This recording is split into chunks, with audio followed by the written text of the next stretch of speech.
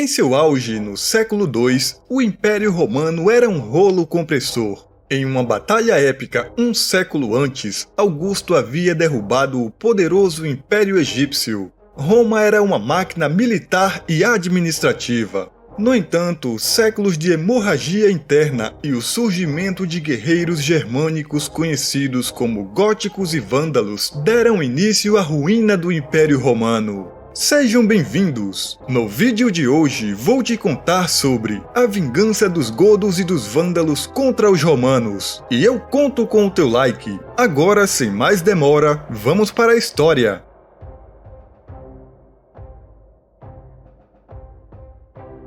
Ravenna era a capital do Império Romano do Ocidente quando os visigodos chegaram à porta da outrora grande capital do império mais poderoso do planeta. Os visigodos eram uma tribo germânica que migrou para o sudeste da Escandinávia alguns séculos antes. Eles haviam atormentado Roma por anos em seus territórios do norte.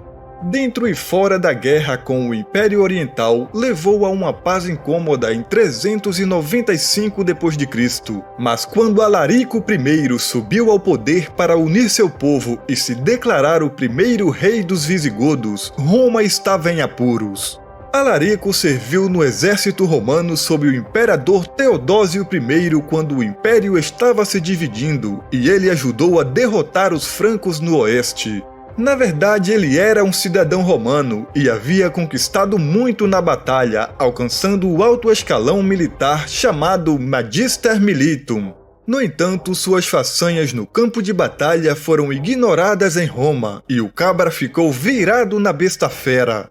Além do mais, os romanos vinham tratando os godos como cidadãos de terceira classe há anos, apesar da ajuda que eles lhes davam no campo de batalha e sua assimilação gradual na sociedade romana. Anos de fome, altos impostos, exploração e discriminação levaram Alarico e os visigodos a marchar em direção a Roma, pilhando grande parte da Grécia ao longo do caminho.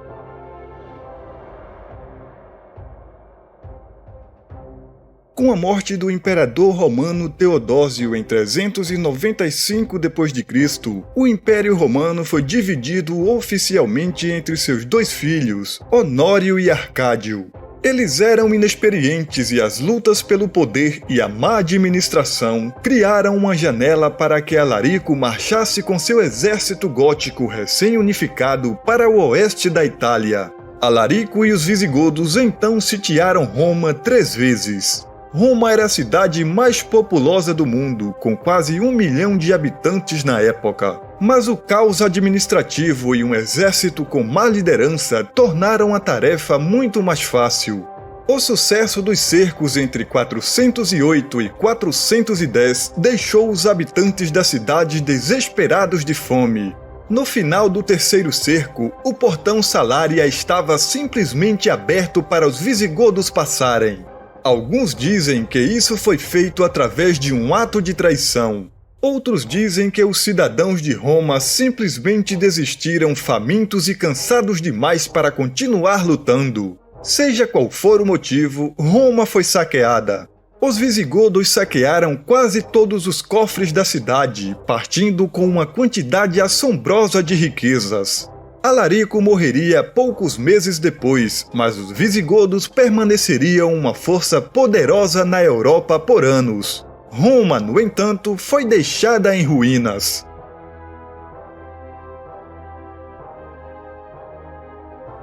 Havia sinais de alerta dos ataques bárbaros centenas de anos antes que sugeriam a ameaça germânica a Roma. Em algum momento do século II a.C., tribos escandinavas da Jutlândia, no que hoje é a Dinamarca, começaram a se mudar para o sul em um território controlado pelos romanos. As tribos Cimbros e dos Teutões criaram alianças com outros grupos nômades da região e miraram o Império Romano. A Guerra Símbria, entre 103 e 101 a.C., viu os romanos derrotarem com sucesso as hordas bárbaras ao norte pela primeira vez. Mas a ameaça não iria embora. Esses bandos de guerreiros ferozes chegaram para ficar. Pouco mais de 100 anos depois, a máquina de guerra romana estava zumbindo. O império tinha crescido sob a liderança de Augusto César, o primeiro imperador de Roma. No ano 9 d.C., Augusto e seus generais procuravam conquistar as terras da Germânia ao norte, ainda uma coleção vaga de tribos nômades. Os romanos subestimaram as tribos germânicas, que haviam reunido um exército considerável por meio de alianças tribais. A Germânia se estendia da Holanda moderna à Polônia no leste, e grande parte da terra era floresta. Sem saber no que estavam se metendo, 3 legiões romanas sob o comando do general Públio Quintílio Varo entraram no noroeste da Germânia, onde foram massacrados pelas tribos germânicas, usando táticas de guerrilha para emboscar e devastar seu exército. Os romanos ficaram chocados. A Batalha da Floresta de Teutoburgo foi um dos eventos mais significativos da história europeia.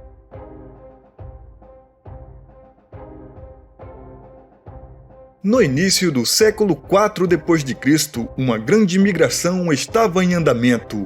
A invasão da Europa pelos hunos em 375 empurrou o povo germânico ainda mais para o território romano, desencadeando uma série de conflitos que contribuíram para a queda do Império Romano do Ocidente. Enquanto Alarico e os visigodos se moviam na Itália, outro grupo de godos, conhecido como ostrogodos, permaneceu no leste. Forçados pelos hunos, eles lutaram ao lado de seus exércitos até a morte de Átila o Huno, em 453. Em 471, Teodorico o Grande se tornou o rei dos ostrogodos. Ele era um líder dividido entre 2 mundos. Embora fosse germânico, foi criado como prisioneiro diplomático em Constantinopla e recebeu educação romana. Com a ajuda do povo Hugue e outra tribo germânica, Teodorico tomou a Itália. Em 493, o reino ostrogótico foi estabelecido. Duraria até 553.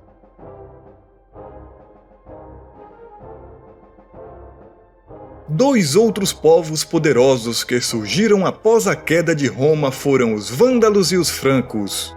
Os vândalos, também de origem germânica, foram introduzidos no território romano pelas invasões dos hunos, como muitos outros povos germânicos. Em 455, apenas algumas décadas após o rei Alarico I e os visigodos saquearem Roma, foi a vez dos vândalos. Eles foram mais implacáveis que os visigodos, destruindo os aquedutos romanos e pilhando a cidade por semanas. Os vândalos destruíram tanto que séculos mais tarde tiveram a palavra vandalismo atribuída a eles. Em 486, outro grupo de povos germânicos estava emergindo, uma força a ser conhecida como os francos. Em 509, Clovis I uniu todas as tribos francas para se tornar o primeiro rei dos francos. Sua dinastia governaria o Reino Franco pelos próximos 200 anos.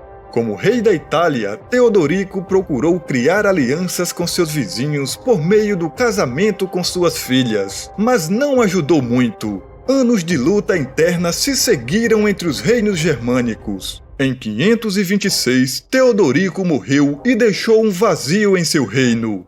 Com uma estrutura de poder enfraquecida, o Império Bizantino, liderado por Justiniano I e os generais Narses e Belisário, invadiram a Itália procurando retomar Roma e unificar o máximo possível do Império Romano do Ocidente, na última Guerra Gótica travada de 535 a 554. Finalmente, Justiniano e o Império Bizantino foram vitoriosos. Os ostrogodos foram autorizados a viver na Itália sob o domínio bizantino e posteriormente desapareceram.